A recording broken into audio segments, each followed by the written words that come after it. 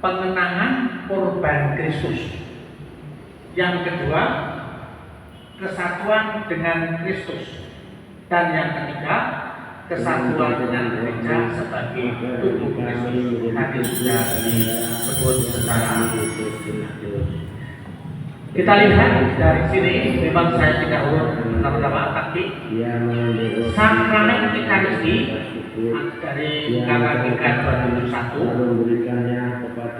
kurban tubuh darah Kristus sendiri yang ditetapkannya untuk mengabadikan kurban salib selama perjalanan waktu sampai kembalinya dalam kemuliaan. Dia mempercayakan kepada gereja kenangan akan wafat dan bertanya.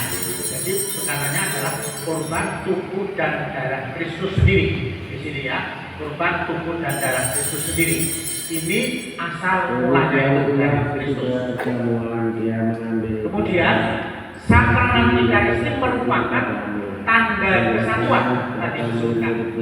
Ikatan cinta kasih, perjamuan Paskah, saat Kristus diterima sehingga jiwa dipenerangkan dan jaminan kemuliaan yang akan datang diberikan kepada kita. Jadi ketika kita mengikuti Ekaristi dan secara khusus kita menerima komuni kudus, disitulah kita mendapatkan rahmat sebagai jaminan kemuliaan hidup kita yang akan datang.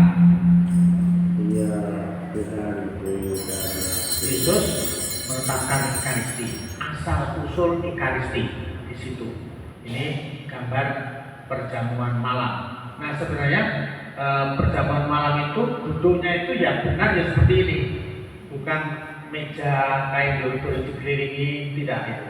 Itu ini ada di Yahudi. Ini kalau duduk ya kiri-kiri. Ini mana Yesusnya? Ini ya Yesusnya di sini ya. Itu di situ. Duduknya pakai dorosor kayak luwi. Yang paling enak kan dorosor luwi. Di depannya sini sebenarnya ada anggur dan roti dan sebagainya, itu kan ada anggur dan roti. Aslinya ya kayak gini nih. Tetapi lalu oleh para pelukis itu dibuat dengan cara duduk mengitari meja gitu. Ya nggak apa-apa. Tujuannya adalah memang perjamuan malam, itu nggak apa-apa itu. Itu seperti itu. Asal usulnya seperti ini. Tradisi Yahudi itu seperti itu. Penetapan sakramen Ekaristi. Yesus menetapkan sakramen Ekaristi pada hari Kemis Putih, pada malam waktu ia diserahkan. Ketika Yesus merayakan perjamuan malam terakhir bersama para rasulnya. Ini penetapan di situ. Lalu Yesus bertindak apa? Setelah mengumpulkan para rasulnya di Kana Kulum. Kana Kulum itu tadi tempat untuk pertemuan itu, santai-santai itu dengan apa namanya kasur-kasur yang empuk kayak gitu ya, enak memakai kasur kayak gitu dulu. Itu di Kana Kulum. Yesus mengambil roti, dia memecah-mecahkan roti itu dan membagikannya kepada mereka sambil berkata, ini kata-katanya, ambillah ini dan makanlah kamu semua, inilah tubuhku yang akan diserahkan bagimu. Ini, jadi ini Yesus menetapkan Ekaristi itu. Sesudah mengambil roti, kemudian dia mengambil piala berisi anggur dan berkata, ambillah ini dan minumlah kamu semua. Inilah darahku, darah perjanjian baru dan kekal, yang akan ditumpahkan bagimu dan bagi semua orang demi pengampunan dosa. Lakukanlah ini sebagai kenangan akan aku. Jadi kata-kata lakukanlah ini sebagai kenangan akan aku itu diucapkan oleh Tuhan Yesus sesudah roti dan anggur. Jadi bukan hanya roti saja, tetapi anggur. Jadi dua Yesus menetapkan itu baru dikatakan di sini. Lakukanlah ini sebagai kenangan akan aku. Nah, dari peristiwa ini yang dilakukan oleh ketika Yesus menetapkan Ekaristi, lalu Yesus memberikan perintah, lakukanlah ini sebagai kenangan akan aku. Lalu ritus upacara perayaan Ekaristi, korban Ekaristi Maha Kudus harus dipersembahkan. Dan ini apa namanya, saya juga agak loncat materi dari kurban Ekaristi itu apa? Kurban Ekaristi Maha Kudus harus dipersembahkan dengan roti dan anggur yang harus dicampur sedikit air, gitu ya. Jadi ketika imam itu mau persembahkan Ekaristi, pada waktu persembahan, Romo kan mengambil anggur dimasukkan ke piala. Sesudah piala itu rotinya dulu diunjukkan, kemudian piala dengan anggurnya, lalu dikasih campuran air sedikit. Ini sesuai dengan aturan dari tata kita. Lalu roti haruslah dibuat dari gandum murni dan baru, sehingga tidak ada bahaya pembusukan. Jadi kalau gandum sing wis akhiran itu nggak nganggur itu, harus yang baru itu. Anggur haruslah alamiah dari buah anggur dan tidak busuk. Coba, jadi harus anggur alamiah. Anggur alamiah itu bukan anggur apa namanya orang tua itu, bukan itu.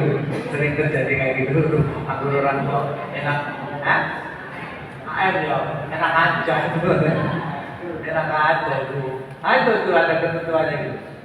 Lalu komuni suci hendaklah diterimakan hanya dalam rupa roti. Itu sudah ada ketentuannya ya. Dalam rupa roti atau menurut norma hukum liturgi dalam dua rupa boleh juga itu. Dua rupa juga boleh juga dalam waktu tertentu. Namun bila dibutuhkan juga hanya dalam rupa anggur gitu.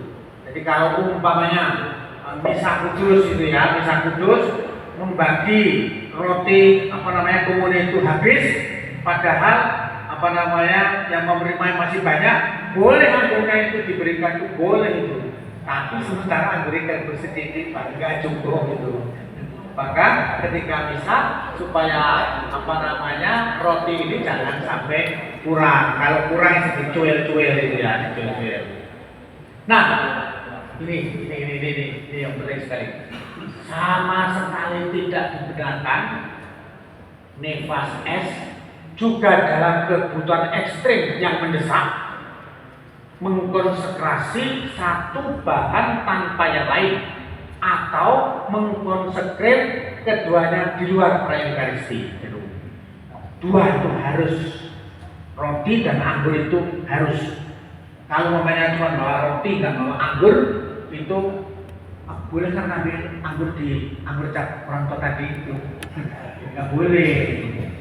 Kalau mamanya Romo itu bawa seperti itu dan atau lupa atau pecah anggurnya tumpah, maka hanya ibadat, tidak boleh Ekaristi ini.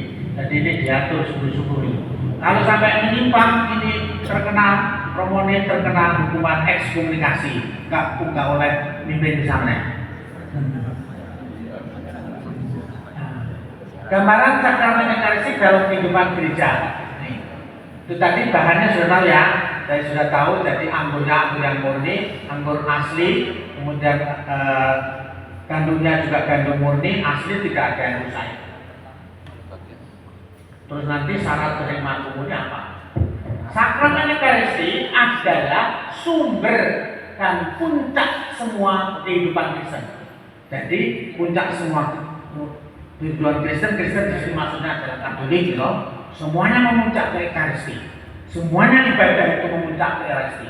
Hidup manusia itu juga memuncak ke Ekaristi. Kenapa? Kan di sana ada Kristus, di tempat lain tidak ada Kristus. Dalam sakramen Ekaristi, karya pengudusan alam untuk kita dan ibadah kita kepadanya mencapai puncaknya, ya, lihat itu. Jadi ibadah kita kepadanya mencapai puncaknya. Jadi Ekaristi memang mempunyai nilai yang amat sangat luhur, suci dan istimewa. Sakramen Ekaristi berisi seluruh harta rohani gereja. Harta rohani gereja itu Pak, yaitu Kristus Paskah kita. Jadi kita punya harta rohani yang sangat berharga yaitu Kristus. Itu dalam Ekaristi